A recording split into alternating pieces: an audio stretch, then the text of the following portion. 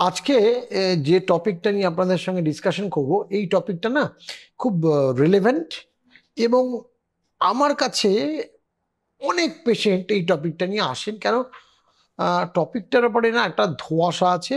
এই টপিকটার ব্যাপারে বেশ ডিসকাশন হয় না যে তা নয়।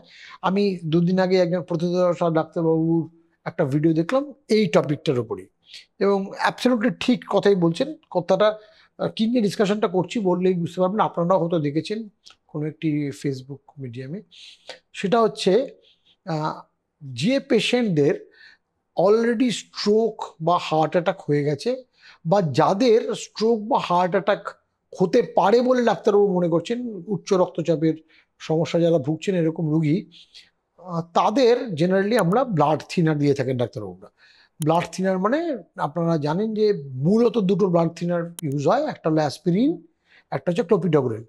এখন এই ব্লাড থিনারগুলো কি করে, রক্তকে চট করে ভেসেলের ভিতরে জমতে বাধা দেয়। মানে ব্লাড থিনার কেন বলা হয়?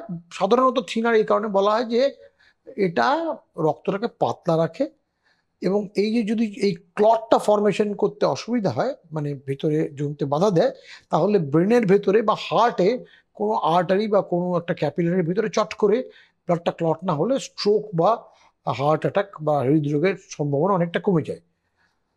সেটা তো বুঝলাম, কিন্তু তাহলে আমি এই জিনিসটা নিয়ে ডিসকাস করছি কারণ আমি তো মূলত ডেন্টিস্টের জিনিস নিয়ে ডিসকাস করি আপনাদের সঙ্গে। তাহলে আমি এটা নিয়ে ডিসকাস করছি কেন?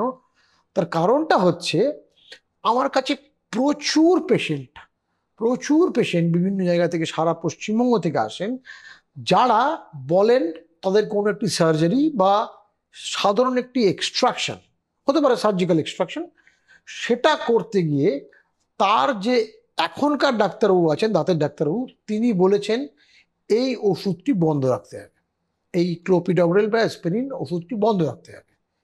এবং বা বলেছেন আপনি একটা কাজ করুন, এটা বন্ধ রাখতে হবে, আপনি আপনার কার্ডিওলজিস্ট বা ফিজিশিয়ানের কাছ থেকে একটা পারমিশন লিখিয়ে নিয়ে আসুন। এবং সে এই ব্যাপারে তার কার্ডিওলজিস্ট বা ফিজিশিয়ানের কাছে যখন গেছেন, তারা বলেছেন না, এই ওষুধটি বন্ধ করা যাবে না, কারণ এই ওষুধটি বন্ধ করলে আপনার হৃদরোগ বা ব্রেইন স্ট্রোক হয়ে যাওয়ার সম্ভাবনা অনেক বেশি।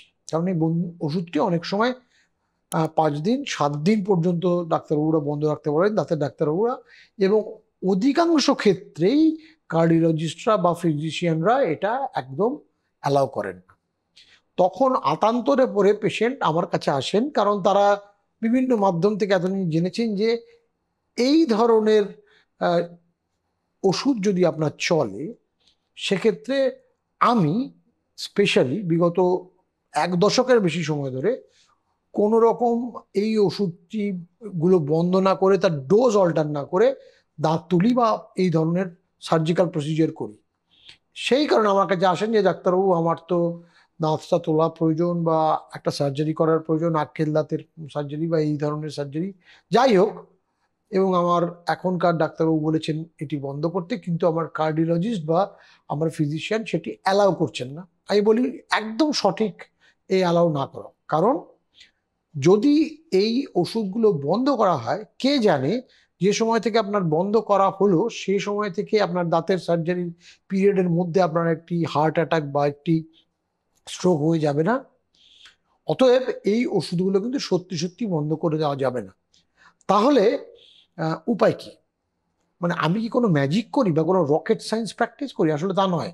এর একটা গাইডলাইন আছে, এর একটা আন্তর্জাতিক গাইডলাইন আছে। গাইডলাইনটা আপনাদের সবার সুবিধার্থে আজকে বলছি। আমেরিকান হার্ট অ্যাসোসিয়েশন এই তাদের গাইডলাইনে বলেছেন যে যদি এইরকম সিচুয়েশন হয়, সেক্ষেত্রে আমরা কি করি, আমরা একটি টেস্ট করাই। এই টেস্টটা নিয়ে অনেকবার অনেক মিডিয়া অনেক দিন ধরে বলে আসছি, আরেকবার বলছি। টেস্টটির নাম হচ্ছে INR বা পিটি। INR মানে ইন্টারন্যাশনাল নর্মালাইজড রেশিও, বা পিটি মানে প্রথ্রম্বিন টাইম। অনেক সময় কিছু কিছু ক্ষেত্রে আমাদের এর সঙ্গে আরেকটি টেস্ট APTT বা অ্যাক্টিভেটেড পার্শিয়াল থ্রম্বোপ্লাস্টিন টাইমও করাতে হয়। তবে মূলত অধিকাংশ ক্ষেত্রেই পিটি বা INR, এই দুটো নাম একই টেস্টের নাম।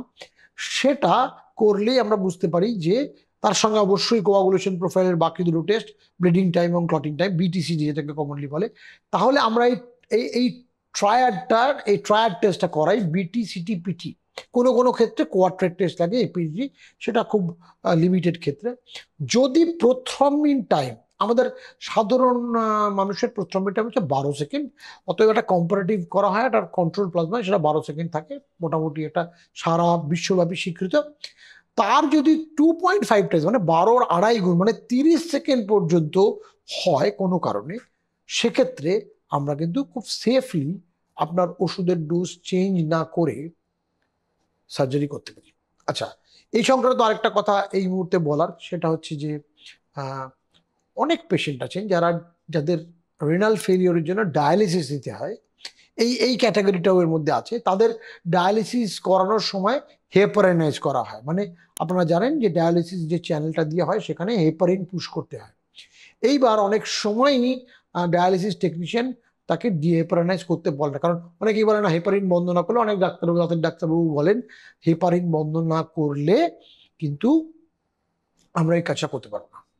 এক্ষেত্রেও সেম টেস্ট করতে হয়। এবং আমি আজকাল, এই ধারণাটা আমারও একসময় ছিল, কিন্তু আমি আজকাল হেপারিনও বন্ধ করতে বলি না। এবং আমার ইনস্টিটিউটে স্ট্যান্ডিং ইনস্ট্রাকশন হচ্ছে অ্যাসপিরিন, ক্লোপিডোগ্রেল বা ইভেন ডায়ালিসিস পেশেন্টের হেপারিন চললেও সেক্ষেত্রে কিন্তু কোনো রকম ওষুধ অল্টার করার বা বন্ধ করার কারণ নেই, যদি আপনার আয়নার বা পিটি নর্মাল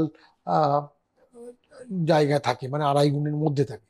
অতএব যদি আপনার কোনো দাঁতের সার্জারি দরকার হয়, যিনি করছেন তিনি যদি আপনাকে বলেন যে আপনার অ্যাসপিরিন বা ক্লোপিডোগ্রেল বন্ধ করুন, সেক্ষেত্রে আপনি তাকে অনুরোধ করুন যে না, আমি এটা বন্ধ করতে চাই না, কারণ যেহেতু একটি জীবনদায়ী ওষুধ। এবং না হলে আপনি আমাদের ইনস্টিটিউশনে আসতে পারেন, বা এমন কোনো ডাক্তারবাবুর খোঁজ করুন যারা আপনার এই ওষুধগুলো বন্ধ না করে আপনার কোনো দাঁত তুলতে পারবেন, বা আপনার যে কোনো সার্জারি, দাঁত সংক্রান্ত যে কোনো সার্জারি করতে পারবেন, যেক্ষেত্রে এই ওষুধগুলো বন্ধ করার আদৌ দরকার নেই, এবং তিনি আত্মবিশ্বাসের সঙ্গে করতে পারবেন উইদাউট এনি ট্রাবল। মনে রাখবেন, পিটি বা আয়এনআর যদি খুব বেশি থাকে সেক্ষেত্রে সার্জারির পরে ব্লিডিং হতে পারে, কিন্তু পিটি বা আয়এনআর যদি কন্ট্রোলেবল থাকে, কন্ট্রোল লিমিটের মধ্যে থাকে, যেটা বললাম 20-25 সেকেন্ডও হয়, সেক্ষেত্রে কিন্তু ওষুধ বন্ধ করার কোনো কারণ নেই। এবং সেক্ষেত্রে আপনি যদি ডাক্তারবাবু যদি প্রপার প্রোটোকল ফলো করেন, পোস্ট অপারেটিভ রক্তপাতের সম্ভাবনা একদমই নেই, যেটা সম্পর্কে ভুল ধারণাটা আস্তে আস্তে কেটে যাওয়া উচিত। যে আজও প্রচুর ডাক্তারই প্র্যাকটিস করে চলেছেন যে আমি দেখছি যে দাঁত তোলার আগে এই থিনার্স বা ওষুধগুলো বন্ধ করে দেন, এটা কিন্তু আজকের দিনে একদমই এক্সপেক্টেড প্রোটোকল নয়।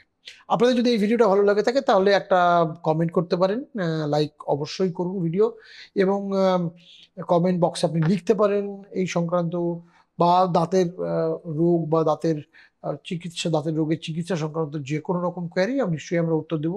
আমাদের কমেন্ট বক্সে আমাদের ইনস্টিটিউট অনুন্ডোরা এবং তার ফোন নাম্বার, কন্ট্যাক্ট নাম্বার দেওয়া আছে, যদি আপনাদের কিছু জানার দরকার থাকে ফোন করতে পারেন, এবং সেই ব্যাপারে আমার টিম অবশ্যই আপনাদের যতদূর সম্ভব সাহায্য নিশ্চয়ই করবেন। ভবিষ্যতে নিশ্চয়ই আপনাদের সঙ্গে আবার দেখা হবে কোনো একটা খুব রিলেভেন্ট এবং খুব সায়েন্টিফিক্যালি ওরিয়েন্টেড একটা টপিক নিয়ে, যেটা আপনার ডেন্টাল ট্রিটমেন্ট সংক্রান্ত আরও যে কোয়ারি সেগুলো মিট আপ করবে। দেখা হবে পরের দিন। আজকের মতন বিদায় নিচ্ছি।